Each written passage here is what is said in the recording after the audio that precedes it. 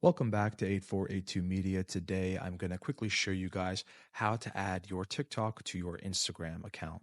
So let's get started. On the top right corner with those three bars, we're going to click on it to access the settings. Click on Settings and Privacy on the bottom. And now we're going to click on Share Profile. Now we click on Copy Link. You can scroll through here. Sometimes it's all the way to the right, but for some reason, for me, it's right here. We're going to click on Copy Link. And now we're going to head over to Instagram. Once you're on your main page on Instagram, you want to go over to your profile and then click on Edit Profile right underneath your name.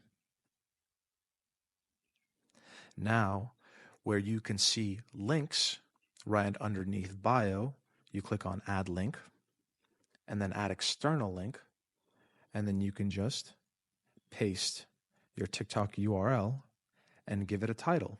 The title would be TikTok page, and then click on Done. And now you can go back to your profile and you've successfully added your TikTok account to your Instagram. Thank you guys for watching. If this video was helpful in any way, please leave a like. You guys have a great day. Bye-bye.